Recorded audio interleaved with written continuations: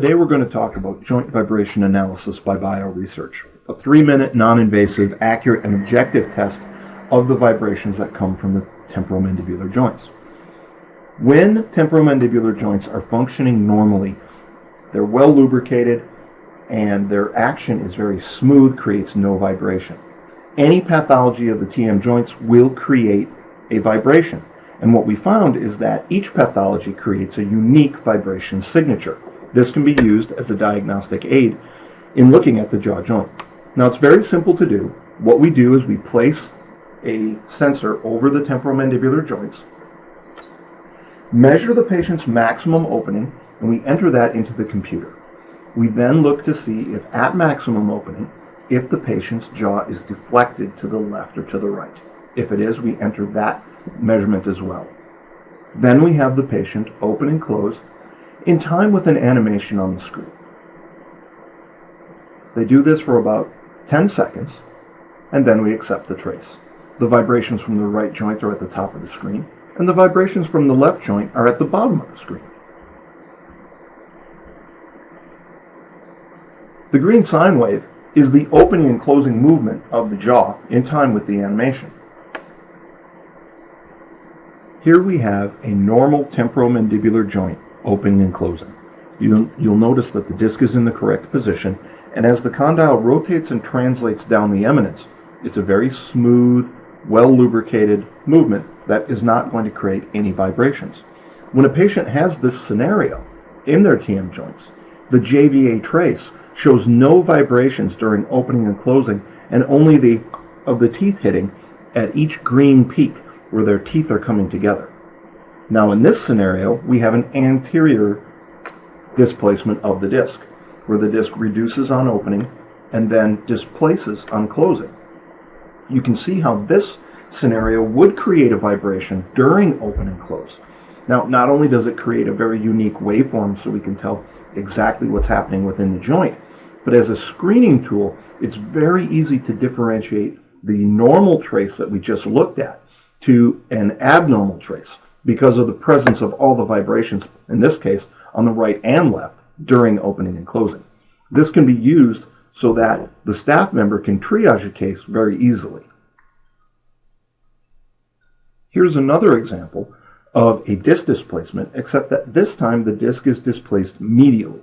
So when the patient closes, the disc displaces, the patient begins to open, and it normalizes or reduces to the correct position. This medial displacement also has a unique signature that differentiates it not only from normal, but from anterior disc displacement. Another example is a bone-on-bone vibration. You'll notice in the waveform in the black screen, we see a long duration and very horizontally compressed vibration, which is indicative of bone rubbing on bone. So we can use joint vibration analysis right in the office, time and time again. When we're looking at the diagnostic modalities that have been used in the past, the subjective things like patient report, palpation, Doppler, etc., we see that they have a very low accuracy of less than 50%. What's worse is that clinicians don't agree when they use these subjective measures. They don't hear the same thing, they don't feel the same thing, so the interclinician agreement's very low. When you look at the research on joint vibration analysis, not only is the normal, not normal accuracy very high, but accuracy for specific pathologies is very high. It's because we're looking at this objectively or numerically. What we do is we have a flow chart that will break joint vibrations down based on their total integral or power, by their frequency, by the patient's range of motion, and then finally you can take a look at the waveform examples at the bottom of each flowchart and determine, does that look like the trace that you're actually looking at. So what we'll do is we'll take the numbers that are given to us when we mark a vibration, its amplitude, its duration, its frequency, and plug that into the flowchart to give us a classification of the joint. This can be done before treatment. This can be done as a yearly screening. This can be done to test the efficacy of the treatments that we apply. Now, JVA is only made by bioresearch, and there's only one system in the world. There have been several other companies that have made similar devices like sonography devices, but only JVA records in pascals, which is newtons per square meter. It's the actual pressure wave measurement of that vibration that comes through. The reason we bring up ESG is the systems look the same, and while ESG systems are more from the 70s and 80s, they do get confused. An ESG, or sonography sensor, is a microphone behind a plastic membrane. All right? JVA is actually a vibration transducer that's buried in silicone, and this is actually critical to its design.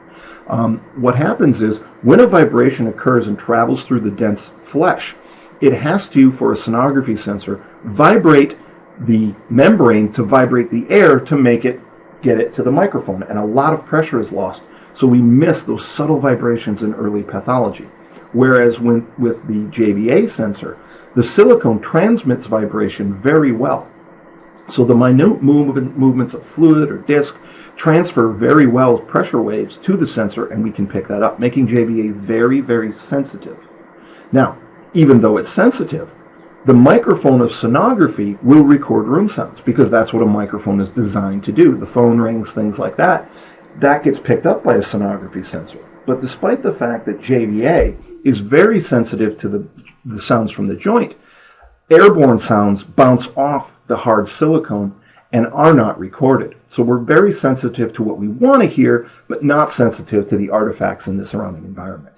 In short, JVA provides an instant, objective, and economically friendly way for you to objectively look at the health of your patient's stomatognathic system.